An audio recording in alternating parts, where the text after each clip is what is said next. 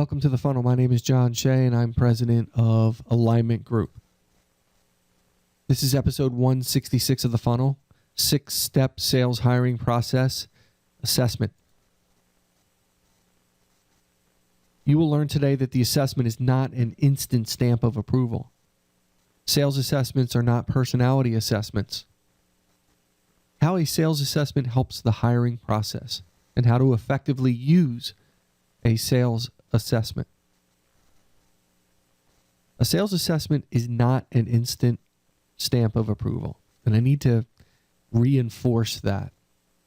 This all started, I think, way back for me early in my career when we started using assessments to hire salespeople. I remember different managers in different departments, and this was an assessment that we back then used for all phases of the company. And I remember talking to managers and sitting in meetings and discussing the assessment results of a particular candidate that had come through the system. And they were so excited at the assessment results. And it was if the assessment had hired them. They talked about the coding and how great it was. And this one was color coded. And we have a winner with this one. And they hadn't even done the interview, the second interview. Now, in this case, it was first interview, then the assessment, then a second interview. And it always sat kind of funny with me that people would look at the assessment as the decision maker for them. It almost took the pressure off for them. And it almost put them in a position where they could say, well, the assessment approved them, so if they turn out to be a poor employee, I can't be all bad. And I think that's a wrong way to view it. The assessment is a tool. It's not there to tell you to hire someone. It's there to tell you to proceed. So in my case, if you look at the 6-step sales hiring process, first we go through the process of determining we want to hire somebody, right? Then we get into the identify and the search. And the third step is the assessment. Before we even sit down and talk to anyone, we're going through the assessment process. And why are we doing that? Well, we want to see if they meet the minimum acceptable to be interviewed, right? That's part of it. The assessment, on the positive side, tells you the likelihood of success in your company. That's based on the specific role that you've outlined. It's going to give you things like, are they coachable and trainable, sales skills, et cetera, et cetera. But what it's not going to do, it's not going to tell you if they're a cultural fit for the way you sell, how your company operates. It's not going to tell you if they meet other criteria you have. You go through the interview process for a specific reason. It is a tool to help you. This assessment is a tool to help you be successful. It's not the answer. And if you go into it using it as the answer, you're going to fail. You're going to fail because you're not going to be focused on the remaining steps in the process. If you look at the assessment and say, I have a winner here and I'm going to hire them, you're in trouble. The whole idea behind assessing first is not to meet them and fall in love with them. We'll talk about that in a little bit. So just remember, it's not a stamp of approval. Sales assessments are not personality assessments, and I can't stress that enough. Personality assessments are not predictive of sales performance. They talk about you as a person. They talk about you in social situations. They don't measure the things you need to know to be successful in sales. They are very much based on the social context versus a sales context. How you conduct yourself in a sales opportunity versus a social opportunity are two different things. And oftentimes people are fooled by that. People who aren't in sales that tell you you should get a job in sales because you have a great personality. Those are the kind of people that don't understand sales. Okay? And I can tell you, ask any marketing person if they've ever been offered a sales position. If anyone's ever said to them, hey, you'd make a great salesperson.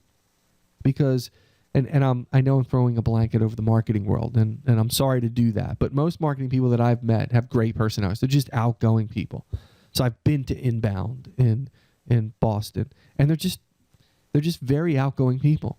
That doesn't mean salespeople aren't outgoing, but they have strong, happy personalities for the most part, the ones that I've met. That doesn't necessarily mean they'd make good salespeople. Some of them might, but that personality trait, that social context, has nothing to do with selling. We want to measure how you do in the sales world, how you do in the sales environment, because it's completely different. So a personality test really doesn't give you the information you need. Don't be fooled by the wolf in sheep's clothing. Don't be fooled by the personality test that bills itself as a sales test. The personality assessment that pretends to be a sales assessment. It's not. You need a true sales assessment to measure the capability of the person you're attempting to hire, to make sure that they meet your standards. I want to take a moment here and talk about my 6-step sales hiring webinar. It's coming up October 6th at 3 p.m. I'm going to take a deeper dive into the 6 steps. Talk a little bit more about each of the steps. Give you some sort of foundational stuff you can take away and use in your hiring process. So if you think about it, this podcast series, the first one, and then each individual 6 steps is a foundation for the webinar. So the webinar, I'll take a little deeper dive. Again, that's October 6th. So what you need to do is click the link if you're watching the video here, and that'll take you to the page. You can sign up for the webinar, or go to the website, alignment-group.com/the funnel, and you'll see on this episode 166, click this episode in the upper right-hand corner. You'll see it. It'll tell you about the webinar, a little button. Just click it, and you can sign up. And in the show notes, you'll see a click, and more than likely somewhere in the blog, on the blog page as well. So don't forget, October 6th, 3 p.m., sign up for the 6-step sales hiring webinar. So let's get back to the podcast. How a sales assessment helps the hiring process. This excites me because I think some people don't understand how to use it properly to help them in the hiring process. Okay, so everything we're doing is kind of running in parallel. We're doing 2 things. 1, we're trying to find the right candidate for the right role for our company. And 2, we're trying to weed out the pretenders. So the assessment is just another step in that process. So we've identified what we want. We're searching for that person, that right person for this job. And now we've moved into the assessment. One leads into the other. So we want the assessment to tell me how this person is going to perform in a specific sales role in my company. Boy, that's a huge help. I don't need a recruiter to tell me they're going to be successful. I don't need a resume. I have something very, very definitive, an objective point of view that says to me, this person can play a role within your company. This person has the will to sell. In other words, they'll do what it takes to be successful because the assessment is telling me that. They have the right sales DNA. We can talk, I could spend hours on sales DNA. The sales DNA is critical. Do they have the right DNA to sell in the environment that we need them to sell in? And then finally, it's going to tell us about their competencies. That's the sales skill set. If I'm looking for a hunter, I want them to come back with that competency. If I'm looking for a farmer, the same thing. And if I build the profile right, identify exactly what I'm looking for in the job, then I can use the assessment to narrow the field, to give me the right person back. So that's a first way it helps with the hiring process. The second is it gives you a benchmark, and we'll talk about that later, a benchmark for the interview process. But what I think is most important is the data you get back on that specific candidate. The data that helps you determine if you're going to move to the next step in interview. So let's talk about how to effectively use and assess somebody. Effective use is by pre-screening, right? You pre-screen the candidate. That way, you can eliminate the pretenders and you can put yourself in a position where you won't like a candidate you haven't met. So if I go back to my earlier example, we bring somebody in for an interview in early in my management career when I worked for a company. Then you'd give them the assessment, and it would take a couple hours to fill out this assessment. And they would come back after you got the results and you'd interview them. So in that first 45-minute interview, it stands to reason that if somebody, you kind of like somebody, you're really hoping that the assessment comes back the way you want it to come back. And then when it does, it almost guarantees the job. And as you go through the interview process, you're kind of praying they don't mess it up.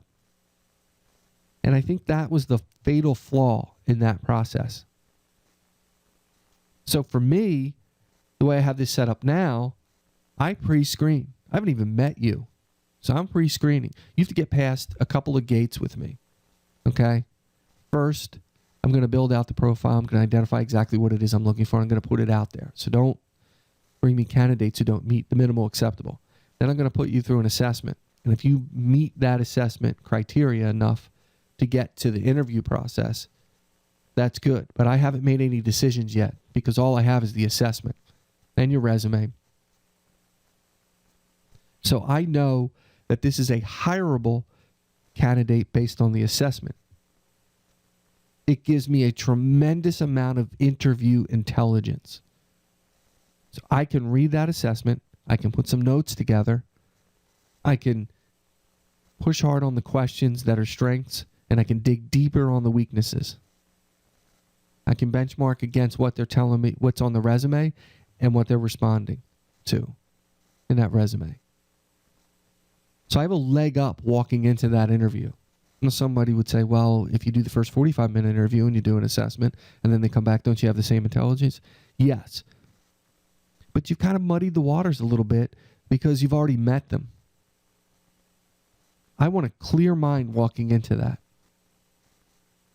And what happens if you like them and the assessment comes back kind of middle of the road? A lot of people would bring them in for an interview and say, you know what, I kind of like them. I think I'm going to give them a shot. So with me, it's either up or down. Yeah, you get kind of a middle of the road response. We can talk about that. You sort of take a deeper dive at some point on that. But if someone's not recommended, they don't get an interview. That simple. It takes all the ugliness out of it. And what if they come back not recommended after the first interview? And this was the part that was difficult in the other way. Okay? You were required to bring them back in, have a conversation with them, and then tell them it wasn't going to be a fit because the assessment didn't come out the right way. You had to kind of go through the interview process and see if it could work to uncover those things. But at the end of the day, if they didn't meet the assessment minimal acceptable, they weren't hired. So how awkward is that? How much wasted time did you just spend? 45 minutes on the front end. They had to sit in your office and take it because it's not online, manually, 3 hours. Then they had to come back for an interview, and you had to spend time interviewing them.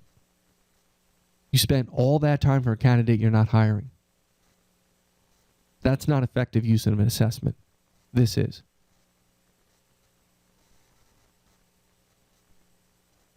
So I want to tell you to subscribe to the funnel. Alignment-group.com. The funnel. Head on over to the website and check it out. We've got a bunch of cool episodes over there. Of course, you can find us on iTunes, Stitcher, TuneIn Radio. Go to iTunes and subscribe. You can find us on Facebook.com, Alignment Group. My Twitter handle is @ShayJohnR. I'm on LinkedIn and Google+.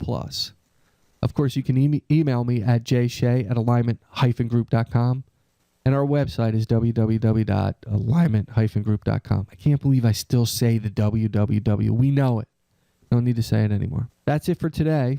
As always, keep filling the funnel.